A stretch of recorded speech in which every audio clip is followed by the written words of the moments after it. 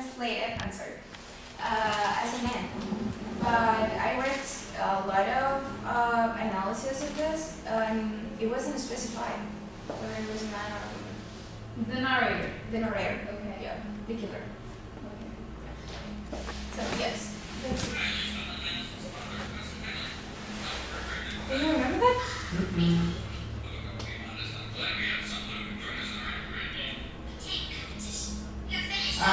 Yeah, now I remember. That's it. I would like to add some information to what you were talking, that if he was an alcoholic and he was writing maybe about his life, when you are an alcoholic and you sleep with other people on the street, you don't know the identity of the other people. So maybe it's based on real. It's probably based on his life. Yeah, that's where I'm Because is it?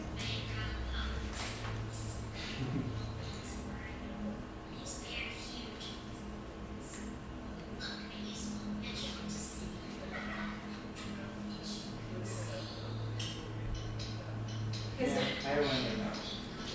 Okay. So yeah, actually in other stories, Poe also deals with death, and I don't remember the name of the story, but there was a tale in which he addresses a woman who dies, and he tries to project the same woman into another one, like representing his death wife. Another question. You mentioned that the narrator has social phobia. What was the social phobia? I couldn't get it. Yeah, the social phobia about like someone Judging judging you. Okay. Yeah, because always people judge someone else. So he was afraid of that he could have been misjudged, because he felt that from the old man, that with his vulture eye, he was judging him. Yeah. Very hard. I don't have a question, but I wonder how an alcoholic wrote stories. That's What do you interesting for me, but nowadays you don't see an alcoholic person writing stories. Yeah. And as I was telling you, maybe it's based on his life. For sure it's based on Of his course, life. yes, it is. Not precisely, because every time you write, you don't write precisely the same things that happen. You don't want to write a biography. You want to write something that calls someone else's attention.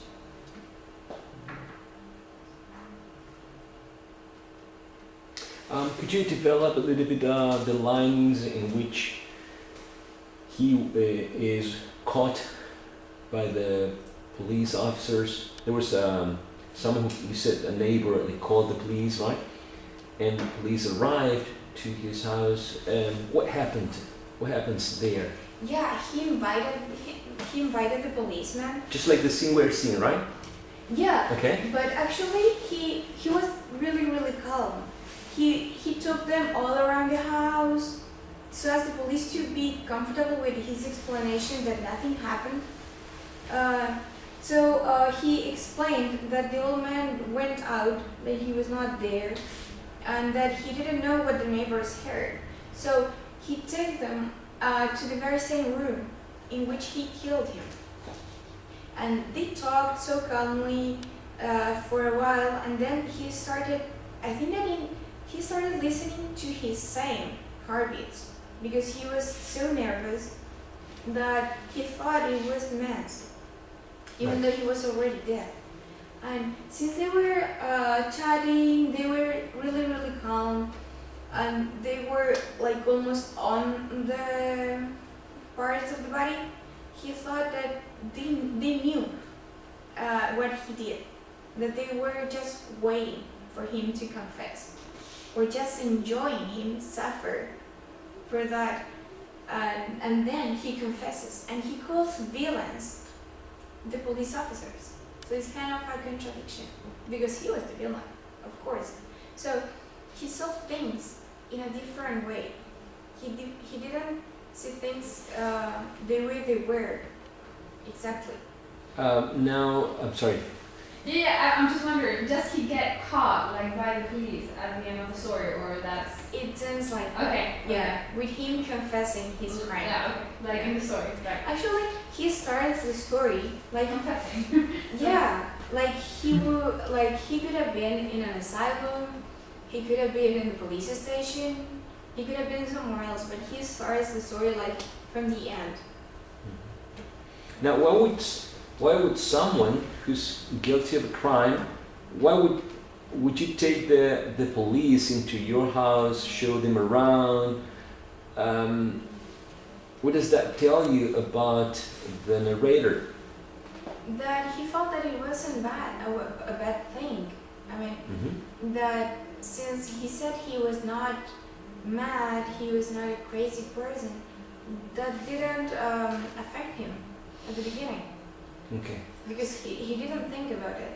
He just took them there, he was so calm, and since he was so confident on what he did, because he was so methodical on everything, on every step. He killed the man with his own bed, and then he just dismembered his body and put it there without leaving even a drop of blood. It showed him confidence on the good things he did, and he felt relieved when he killed the man. But then, when he started listening again, the heartbeat, he got nervous. He felt guilty. I'm sorry, and then he noticed that it was a bad thing. That's why he confessed. Probably too confident, overconfident maybe. And also, I read that he felt himself reflected on the old man, and he hated himself. Right. Ingrid, can you love and hate a person like the case Yeah. of the narrator? Yeah, because sometimes we love we love the person, like how he or she reacts, behaves, treats us, but I don't know. We may hate some attitudes. Is then in this case the hatred or what's being hated was a specific aspect of the old man, right? The vulture eye.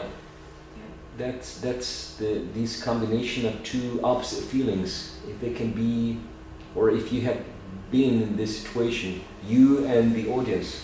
Yeah, it also deals with the alter ego that we have, that sometimes we tend to take away the aspects that we hate, and we stay with what we love.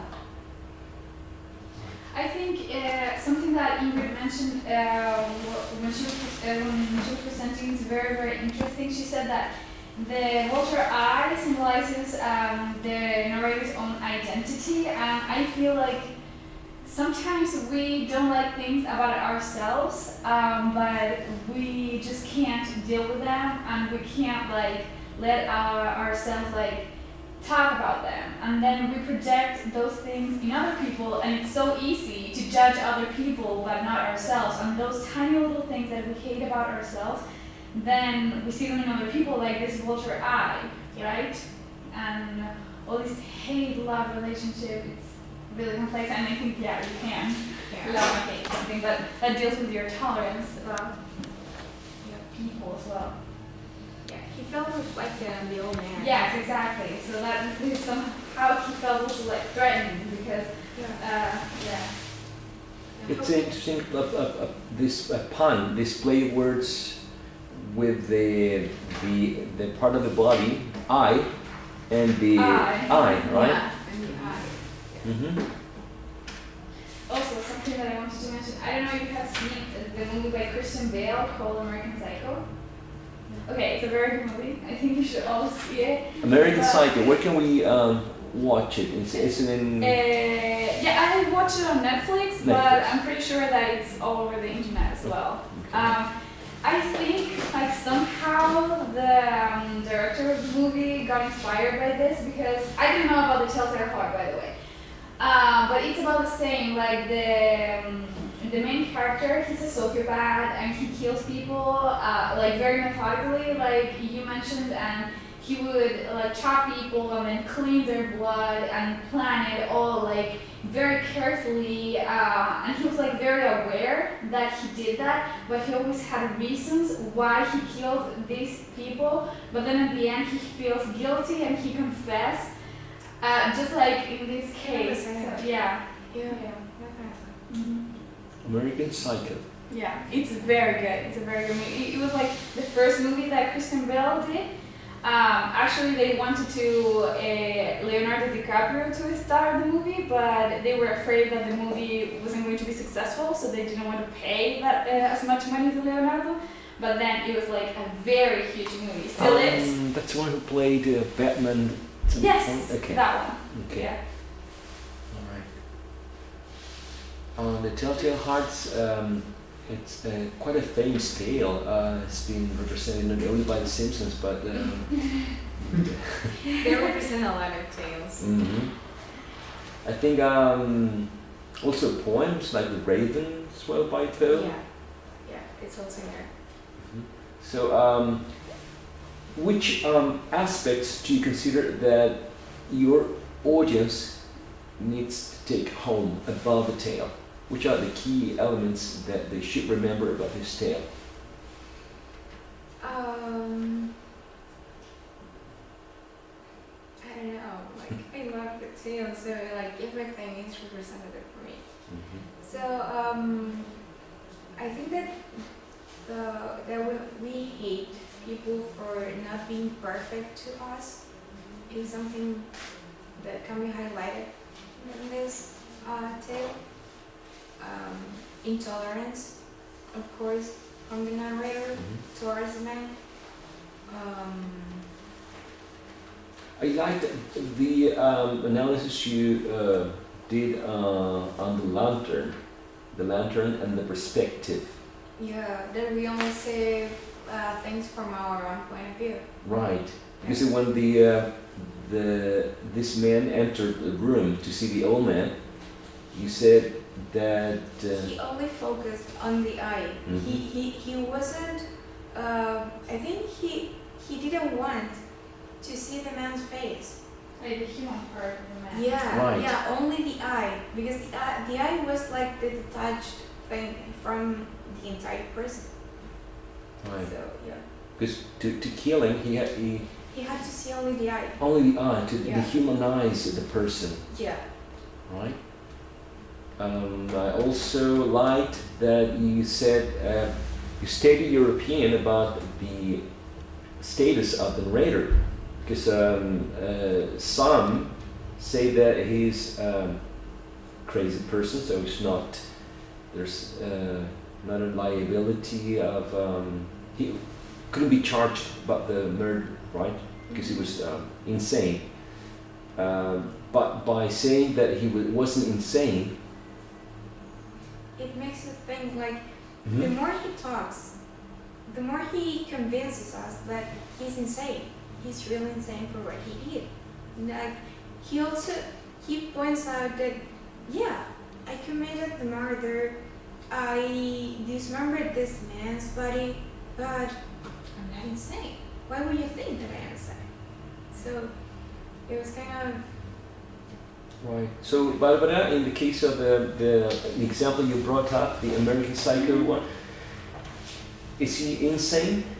Well, he's a sociopath because he can't feel Remorse? related empathy to the other people. But then at the end, he had like a brother who he loved, but we never see his brother in the movie. But when he confesses to his brother.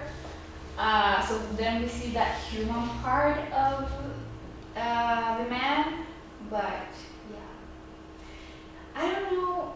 It's just like I don't know the exact definition to call someone crazy, but I just think that he couldn't feel related to how other people were feeling. So the easiest thing for him, if something bothered him, just kill him or kill her, and that was his solution. So he didn't understand why would that be a problem if I kill someone? So what? Like, are you going to feel bad or you're going to feel sorry. He couldn't like feel those emotions. That's why it was so easy for him to do it. Yeah. Right. There's another movie, Psycho, I think is the name, or the one who lives in a hotel. It was a remake or something like a That spin-off. by like Bates? yeah, I like that movie. Yeah, he's It's lives very in old. no? Yeah, very old one. He lives with he supposedly lives with his mother. But it's not his mother. He's himself projecting his mother. It's a very good movie. You shouldn't see the remake. You should see the original. The original one. It's very very good. Yeah. So you actually believe that he's living with his mother, but he's not. But you know that in the end. The mother that asked him to kill her? Is that one? No. Oh. No. He was like kind of tormented by his mother, and throughout the whole movie, you believe that he has like an awful mother that makes him do all these awful things, but at the end, it's himself creating in his mind this character of his mom. It's the one. It's like so famous when it's this scene that it's a girl showering and somebody opens the shower and like and the girl screams. Yeah. That's the most famous one. Yes, Right. that one. Okay. And there's a remake or a spin-off of that movie called Bates Hotel, Bates Motel, something Yeah. like that. Now in It's kind of a series. Yeah. exactly Yeah. right. Yeah. That's the one. Yeah. Okay. So it's hard to tell if psychopaths don't feel remorse, right? So in this case, he's trying to convince us that he wasn't insane, but from the moment you see that the way he's acting, you tend to judge anyway. Great idea, the thing about having the parts of the body. It's kind of creepy. Yes. And this is not the only tale in which the narrator projects he is being proud of his deed of killing someone and thinking that he could outsmart the police officers. There's another tale in which he is showing off, so he walled his wife up, so his wife is behind this wall, right? And he knocks on the door heavily.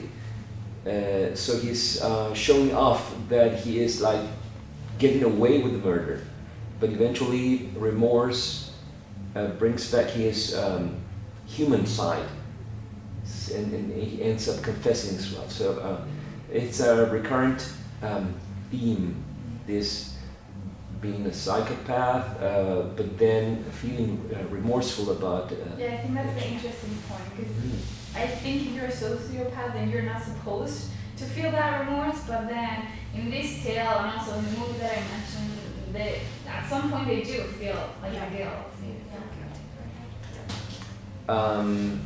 Do you think that the guy who asked someone like to kill his wife, so they say, in this case I think it's in Bolivia or The doctor? the doctor Yeah. The woman who was part of the in the attic, exactly. What do you think? Is he? Well, I mean, the case is still open, right? But what do you think about the husband? I think this is a very personal opinion. When you're faced to certain situations and sometimes you think you know yourself very well, but then you're faced with these certain situations and you don't know how to act, and then you just can't do things. And I don't know, it's very difficult to judge. I don't know. It's just I went through not something nobody killed, but my parents went through something like really very complex, and I don't know if you can judge someone that easily. Like I don't know. No. I think he did it. I think he did it. You think he did? But also we have his daughter, and she said he did it. So it's kind of like, if you love your mother, you're gonna try to find out the truth. So I don't know if she's trying to, or she's just trying to protect her father. Right. I don't know. it's hard as one person.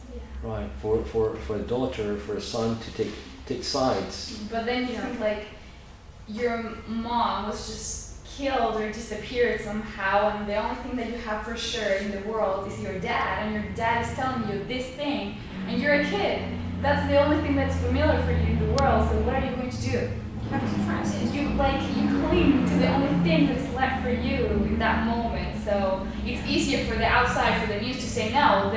The daughter, she has to do something. It's very easy to say that, but then when you're in that position, it's not so easy. Yeah. Mhm.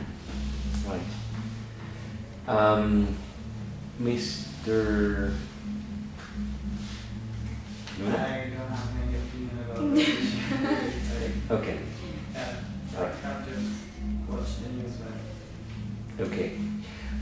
Thank you for the presentation. It was very interesting, fun to watch. You covered huh? it was scary. Uh-huh. Yeah. When you started, yes. That was fun. I think you got it. Yeah. So thank you. A clap for you again. Now let's go to the fans.